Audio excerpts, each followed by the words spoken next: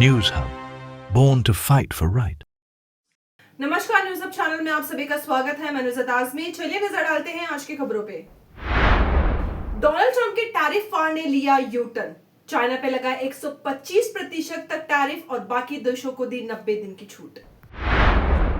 अप्रैल 9 को president Donald Trump ने 90 दिन के लिए ज्यादा देशों पर नए टैरिफ पे विराम लगा दिया है, लेकिन चाइना के लिए इंपोर्ट ड्यूटी तुरंत 125% कर दी है। चाइना ने भी जवाब में 84% टैक्स बढ़ाया है। ग्लोबल मार्केट में टर्मोइल के बाद ये बड़ा कदम है, जिसमें $606 ट्रिलियन का नुकसान हो चुका है। स्टॉक मार्केट ने तेजी दिखाई है।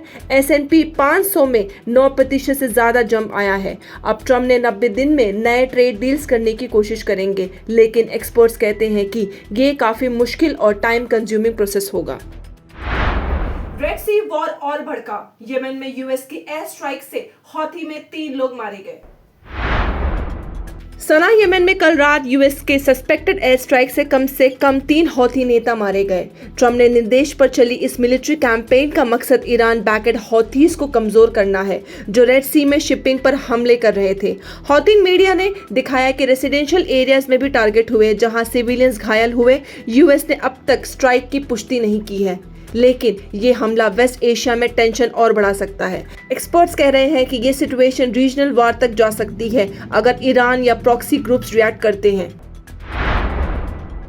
अभी भारत में सोना 90,000 पर 10 ग्राम के आसपास है, लेकिन एक्सपर्ट्स कहते हैं कि आने वाले कुछ सालों में यह 56,000 तक गिर सकता है। इस गिरावट के पीछे 2 बड़ी वजह है। एक, दुनिया भर में सोना ज्यादा माइनिंग होने से सप्लाई बढ़ गई है। दूसरा, डिमांड घट रही है। खासकर सेंट्रल बैंक्स अब सोना खरीदना कम कर रहे हैं। 2024 में सोने की माइनिंग से प्रॉफिट $950 पर आउंस तक पहुंच गया था और गोल्ड रिजर्व्स 9% बढ़कर 2,16,265 टन हो गया है। वर्ल्ड गोल्ड काउंसिल के सर्वे के मुताबिक 71% सेंट्रल बैंक्स अब ये तो सोना खरीदना बंद करेंगे या उतना ही रखेंगे। लेकिन कुछ रिपोर्ट्स के मुताबिक अगर मार्केट में अनसर्टेनिटी बढ़ती है तो गोल्ड 1 लाख तक भी पहुंच सकता है। बैंक ऑफ अमेरिका और गोल्डमैन सैक्स दोनों ने 2025 के एंड तक इंटरनेशनल गोल्ड प्राइस $3,500 पर आउंस तक जाने का प्रेडिक्शन दिया है।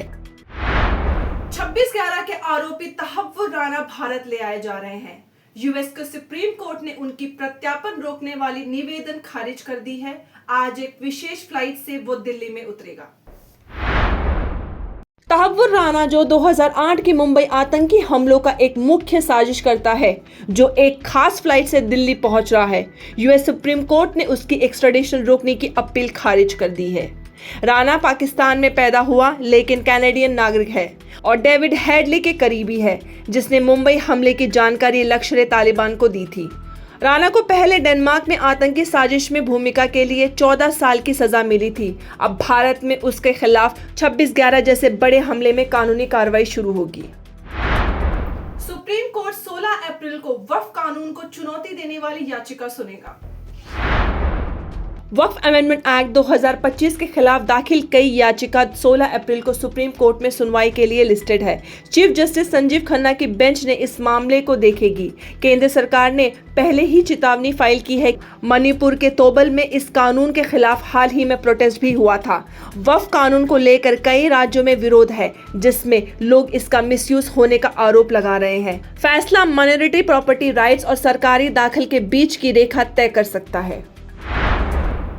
के बदनाम killer doctor N John Camp पर नया आरोप सामने आया है। छत्तीसगढ़ के एक्स स्पीकर की मौत के बाद मध्य प्रदेश के बदनाम डॉक्टर एन जॉन कैम्प, जिसे पहले भी कई मौत के केसेस से जोड़ा गया है, अब छत्तीसगढ़ के पूर्व विधानसभा स्पीकर की सर्जरी के बाद हुई मौत के मामले में फिर से चर्चा में है। ऑपरेशन के बाद पेशेंट की तबीयत बिगड़ने पर फैमिली ने हॉस्पिटल पर लापरवाही का आरोप लगाया। हॉस्पिटल को इस मामले में नोटिस भी भेजा गया है। डॉक्टर कैम्प पर पहले भी कुछ क्वेश्चनेबल सर्जरीज और पेशेंट डेथ्स के सीरियस आरोप लग चुके हैं। हेल्थ डिपार्टमेंट ने जांच शुरू कर दी है। लाइसेंस भी सस्पेंड हो सकता है। बिहार में तूफान का कहर। 48 घंटे में 19 लोगों की मौत हुई। खरीफ फसलें हुई तबाह। बिहार के कई इलाकों में अचानक बदले मौसम से भयंकर तबाही मचाई है। 48 घंटे के अंदर बिजली, आंधी और ओलावृष्टि के कारण 19 लोगों की मौत हो गई है। सबसे ज्यादा मौत बेगूसराय और दरभंगा में हुई। तूफान ने गेहूं, आम और लीची जैसे राबी फसलों को भी भारी नुकसान पहुंचाया है, जिससे किसानों को हार्वेस्टिंग से पहले ही बड़े घाटे का सामना करना पड़ रहा है। चीफ मिनिस्टर नीतीश कुमार ने हर मरे हुए व्यक्ति के परिवारों को 4 लाख की सहायता देने का आदेश दिया है। IMD के मुताबिक 12 अप्रैल तक और आंधी बिजली आने की संभावना है। जापान ने बनाया दुनिया का पहला 3D प्रिंटेड ट्रेन स्टेशन सिर्फ 6 घंटों में। जापान के एनिडा सिटी में सिर्फ 6 घंटे में दुनिया का पहला 3D रेलवे स्टेशन बना दिया गया है। हात्सुशिमा स्टेशन पुरानी 1948 की वुडन बिल्डिंग की जगह बनाया गया है। ये project West Japan Railway complex ने सेरेंडिक्स फर्म के साथ मिलकर किया। इसके पार्ट्स पहले कुमामोतो की फैक्ट्री में प्रिंट किए गए, फिर साइट पर लाकर क्रेन से फिट किया गया। अगर ये स्टेशन ट्रेडिशनल तरीके से बनता तो 2 महीने लगते और डबल खर्चा आता। नया मॉडल एजिंग पॉपुलेशन और कम वर्कफोर्स वाले एरियाज के लिए एक सोल्यूशन बन सकता है। बाबा सिद्दीकी मर्डर केस के बाद में एक और हादसा सामने आ रहा है, जहां चेंबूर में नवी मुंबई के बिल्डर सदरुद्दीन खान पर गोली चलाई गई। पर सवाल ये उठ रहा है कि क्या इतनी आसानी से मुंबई में अब गोलियां चल रही हैं? नवी मुंबई के बिल्डर सदरुद्दीन खान जो 50 साल कर हैं, उन पर चेंबूर के डायमंड गार्डन सिग्नल पर बुधवार रात को बाइक पे आए अटैकर्स ने गोली चलाई। जब उनकी कार सिग्नल पर रुकी तब उन पर 3 गोली चलाई गई। एक गोली उनके चेहरे को छू गई, लेकिन वो जिंदा बच गए। अटैकर्स उनकी कार का 1 किलोमीटर तक पीछा करते रहे, फिर भाग गए। पुलिस ने एरिया में नाकाबंदी की है और शूटर्स की तलाश जारी है। अभी तक हमला क्यों हुआ ये पता नहीं चल पाया है। मुंबई में पानी का संकट, आज से पानी टैंकर सप्लाई अनिश्चित काल के लिए बंद। मुंबई वाटर टैंकर एसोसिएशन ने BMC के प्राइवेट वेल ओनर्स को दिए गए नोटिस के खिलाफ प्रोटेस्ट करते हुए पानी सप्लाई इंडेफिनेटली बंद कर दिया है।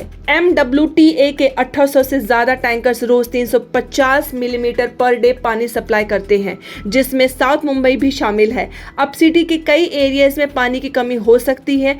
BMC के गाइडलाइंस के मुताबिक अब एक वेल से सिर्फ एक ही टैंकर पानी भर सकता है, जिससे टैंकर ओनर्स नाराज है। फिलहाल में सॉल्यूशंस ना मिले तो पानी क्राइसिस और बढ़ सकता है। मुंबई का फेमस एल्फिंस्टन ब्रिज 2 साल के लिए बंद रहेगा, ट्रैफिक एडवाइजरी जारी।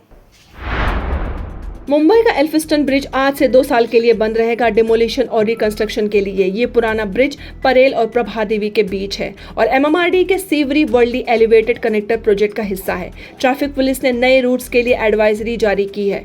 वर्ल्डी और प्रभादेवी जाने वाले अब परेल TT से अंबेडकर रोड होते हुए कृष्णनगर जंक्शन, परेल वर्कशॉप और सुपारी बाग के रास्ते से जा सकते हैं। कम्यूटर्स को अगले कुछ सालों तक रूट चेंजेस के लिए तैयार रहना होगा। वेस्टर्न रेलवे की 334 लोकल ट्रेन सर्विसेज 2 रातों के लिए रद्द की गई।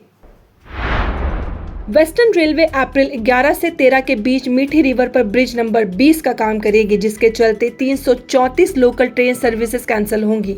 132 ट्रेन सर्विसेज 11 से 12 अप्रैल को और 202 ट्रेन सर्विसेज 12 से 13 अप्रैल को प्रभावित होंगी। इस दौरान 110 एक्स्ट्रा ट्रेन भी चलाई जाएंगी। नाइट ब्लॉक्स 905 घंटे तक चलेगा, रात 11 बजे से सुबह 11:30 बजे तक। ट्रेन महालक्ष्मी, लोअर परेल, माहिम जैसे स्टेशन पर नहीं रुकेंगी। ये काम मानसून के पहले का अंतिम चरण है। न्यूज अब चैनल में आज के लिए बस इतना ही। फिर मिलेंगे नए समाचार के साथ। मैं न्यूज़ ताज़मी। लाइक करें, शेयर करें, सब्सक्राइब करें और अपनी राय कमेंट सेक्शन में देना ना भूलें। धन्यवाद।